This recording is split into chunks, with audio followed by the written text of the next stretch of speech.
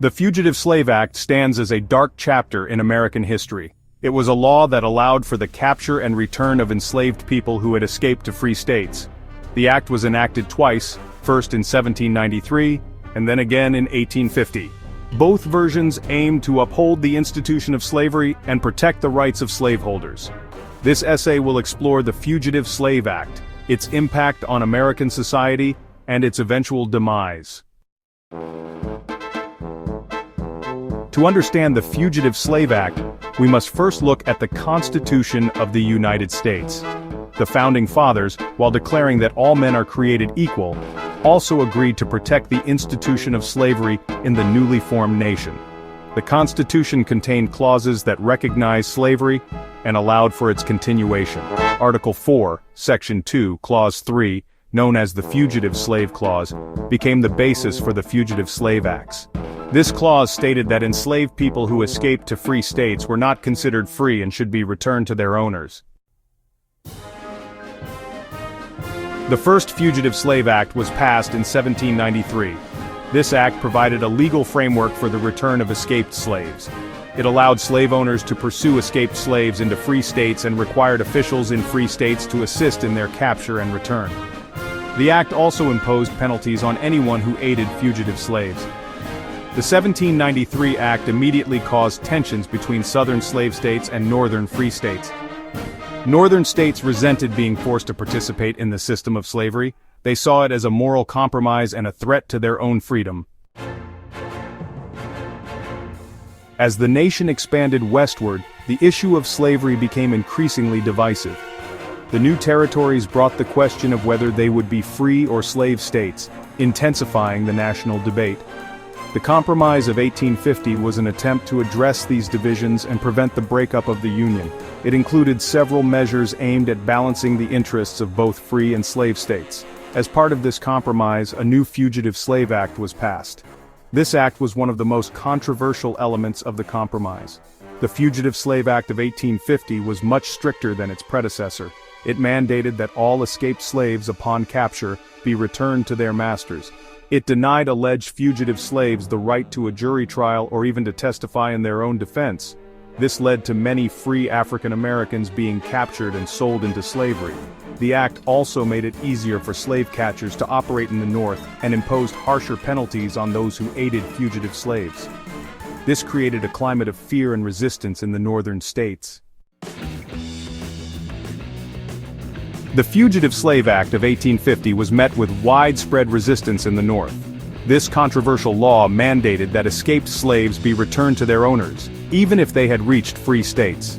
Many Northerners viewed the law as immoral and unjust. They believed it violated the principles of freedom and human rights that the nation was founded upon. They refused to cooperate with slave catchers and formed vigilance committees to protect fugitive slaves. These committees were often composed of both black and white citizens who were committed to resisting the law. Abolitionists, who had long been fighting for the end of slavery, intensified their efforts. They published newspapers, gave speeches and organized rallies to raise awareness about the horrors of slavery and the injustices of the Fugitive Slave Act. They also helped slaves escape through the Underground Railroad, a secret network of routes and safe houses that led to free states in Canada.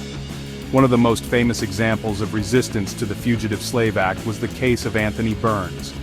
Burns, a fugitive slave from Virginia, was arrested in Boston in 1854. His arrest sparked outrage in the city, and abolitionists rallied to his defense. They held large public meetings and protests demanding his release. Despite their efforts, Burns was returned to slavery under the Fugitive Slave Act.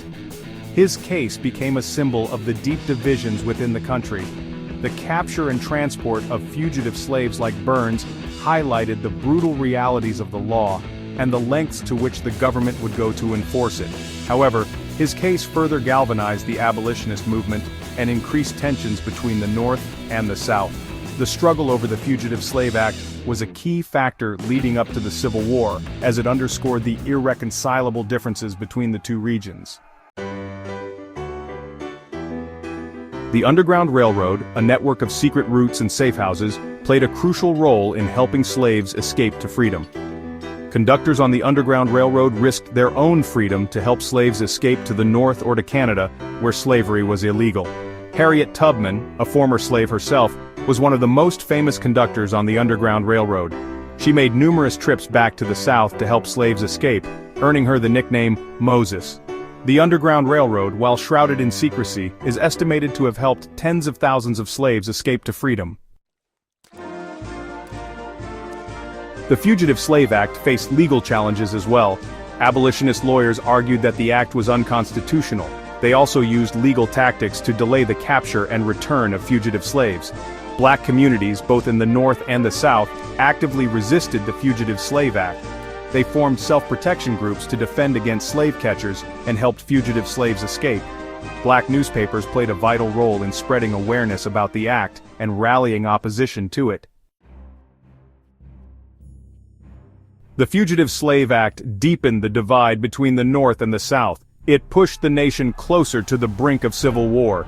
Southern states saw the North's resistance to the act as an attack on their way of life. They argued that the North was violating the Constitution by not upholding the Fugitive Slave Act.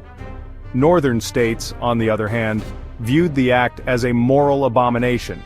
They were increasingly unwilling to compromise on the issue of slavery.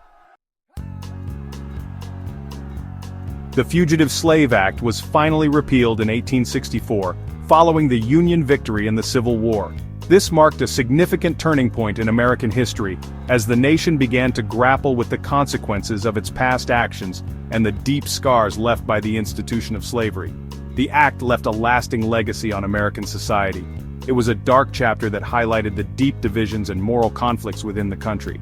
It highlighted the moral hypocrisy at the heart of a nation that claimed to be founded on freedom and equality, while simultaneously upholding the institution of slavery. Abolitionists fought tirelessly to expose these contradictions and push for a more just society. The act also demonstrated the resilience and resistance of enslaved people who risked everything for their freedom. Their courage and determination became a powerful symbol of the human spirit's unyielding quest for liberty. The Fugitive Slave Act serves as a reminder of the dangers of compromise when it comes to fundamental human rights. The debates and compromises of the past continue to inform our understanding of justice and equality today. It is a reminder that the fight for freedom and equality is an ongoing struggle. The echoes of the past resonate in the present, urging us to remain vigilant and committed to the cause of justice. The legacy of the Fugitive Slave Act is still felt today in the ongoing fight for racial justice and equality in the United States. The struggles and triumphs of those who came before us continue to inspire and guide the movements of today.